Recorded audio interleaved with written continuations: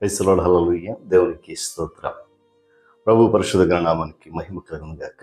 క్రీస్తునందు ప్రియులారా, దేవుడు తన మహాకృపను బట్టి మనకు నూతన ఉదయకాల సమయంలో వేకున లేచిన నామాన్ని స్తుతించగలిగే చక్కటి అవకాశం అందరి జీవితాలను అనుగ్రహించినందును బట్టి ప్రభు పరిశుద్ధ నామానికి మహిమ ఘనత ప్రభుత్వం కలుగును గాక.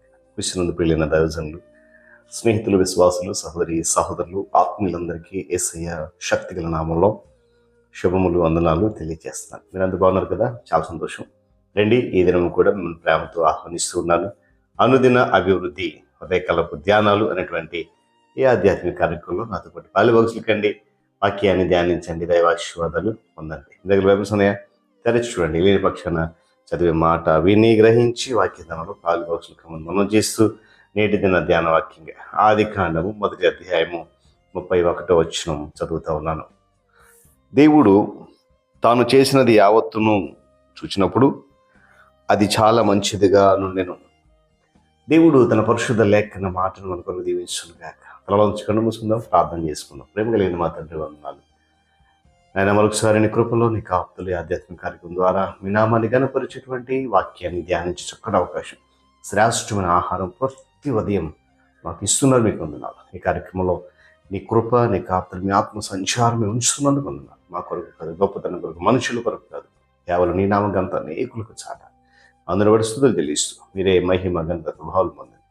యేసు నామమున ప్రార్థన తండ్రి, ఆమేన్.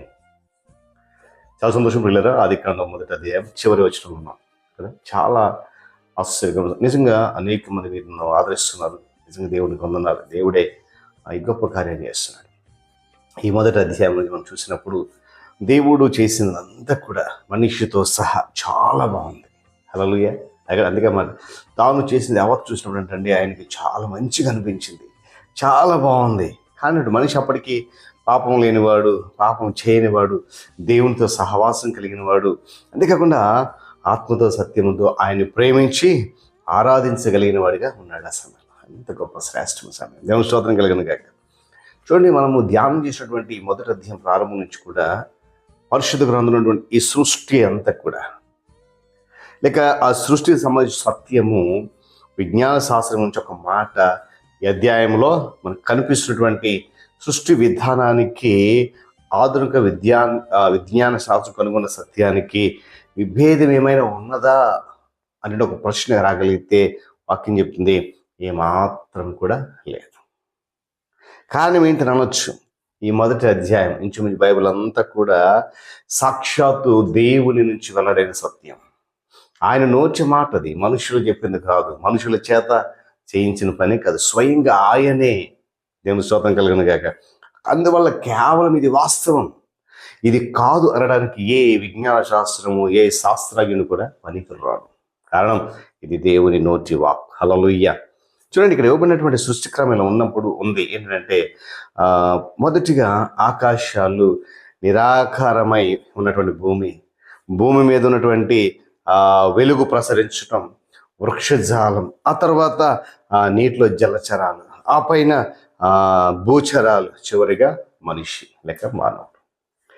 ఈ సృష్టి క్రమము సక్రమమైనది అని చెప్పి ఆధునిక విజ్ఞాన శాస్త్రం అంగీకరిస్తుంది. నిజమే, ఇది వాస్తవం. కారణం ఇది మనిషి పలికింది కాదు, మనుషుల చేత చేయించింది కాదు, స్వయంగా దేవుడే చేశాడు. హల్లెలూయా. విజ్ఞాన శాస్త్రం కూడా అంగీకరించింది. ఈ సృష్టి అనేది దేవుని వాక్కుని వాస్తవమని కూడా ఈ సృష్టి, ఆ విజ్ఞాన శాస్త్రం అనేది అంగీకరిస్తుంది. అయితే దేవునితో ప్రమేయం లేకుండా, దేవుని ఆలోచన లేకుండా, దేవుని పని లేకుండా ఏమంటే ఈ సృష్టిలోనికి, ఉనికిలోనికి వచ్చింది. అసలు దేవుడు ఏమీ చేయలేదు, తనంతటా అదే వచ్చింది అనే సిద్ధాంతానికి, అలాంటి ఊహాగానాలకి దేవుని వాక్కు పూర్తిగా వ్యతిరేకం. అయితే సైన్స్ పేరుతో వచ్చేటువంటి ఊహాగానాలకు ఏమని గమనించాలి, సైన్స్ ధర్మాలు, సత్యాలు కావు. ఇది దేవుని వాక్కు అనేటువంటి పుట్టుకొచ్చే సిద్ధాంతాలు ఏవి కూడా ఊహాగానాలు, వీటన్నిటికీ వ్యతిరేకమైనవి. కారణం ఏంటంటే వాస్తవం ఏంటి, దేవుని వాక్కే వాస్తవం. ఈ తేడా తెలియకుండా చాలామంది అపార్థం చేసుకుంటున్నారు. మనం అలా అపార్థం చేసుకోవద్దు. నేను మళ్ళా జ్ఞాపకం చేస్తాను, సైన్స్ పేరుతో చేసే ఊహాగానాలు, సైన్స్ ధర్మాలు సత్యాలు కావు. వీటిని మనము అపార్థము చేసుకోవద్దు, తేడా తెలియకుండా. ఈ విశ్వం అంతా కూడా, లేక ఈ ప్రకృతి అంతా కూడా తనకు తానే ఉనికిలోనికి వచ్చిందని చెప్పడం సరైనటువంటి విజ్ఞాన శాస్త్రము సమ్మతం కాదు. ఎలా వస్తుంది? తనంతట తానే దేవుడే స్వయంగా సంకల్పించి, నేను ఒక మనిషిని చేయబోతా ఉన్నాను, ఆ మనిషికి కావాల్సినటువంటి అంతా కూడా సమకూర్చాలి, వాడిని చేసిన తర్వాత సమకూర్చే ఉపయోగం లేదు, సమయం మించిపోతుంది కనుక ముందు వీటన్నిటిని చేసి ఆ తర్వాత మానవుని చేయాలన్న సంకల్పానికి ఏమండి ఇది చెబుతుంటే అదేమీ లేదు. విశ్వం అంతా కూడా తనకు తానే ఉనికిలోకి వచ్చిందన్నటువంటి విజ్ఞాన శాస్త్రం చెప్పే మాట సమ్మతమైనది కాదు. ఆ రోజుల్లో ఏం జరిగిందో పరిశీలన చేయడానికి ఏ శాస్త్రజ్ఞుడు అక్కడ లేడు. ఎలా జరిగింది వివరించడానికి ఎలాంటి సాక్ష్యాధారాలు లేవు. అలాంటివి జరుగుతాయని ప్రయోగపూర్వకమైనటువంటి సాక్ష్యాధారాలు కూడా ఏమీ లేవు. కనుక మళ్ళీ జ్ఞాపకం చేస్తున్నాను, విశ్వానికి మూలం ఏదో చెప్పాల్సి వస్తే కనుక శాస్త్రజ్ఞులు సామాన్యులాగానే ఊహాగానాలు ఉన్నాడు చేయాలి, లేదా ఇక్కడ తన వాక్కులో దేవుడిచ్చిన వివరణ ఉన్న చూడండి అదైనా నమ్మగలగాలి. ఎందుకంటే అన్నిటి ఆరంభము మూలం గురించి బైబిల్లోని ఈ మొదటి అధ్యాయము హేతుబద్ధమైన, నమ్మకమైన, సమంజసమైనటువంటి వివరణ ఇస్తున్నది. సైన్స్ ఒకవేళ దీన్ని తప్పని ఇంతవరకు ఇప్పుడు కూడా నిరూపించలేదు. అనేకమైనటువంటి నేర్పరులైన విజ్ఞానవేత్తలు ఈ వివరణలు లేక ఈ వివరణను దేవుడే స్వయం వెల్లడించాడని చెప్పి స్వీకరించి నమ్ముతున్నారు.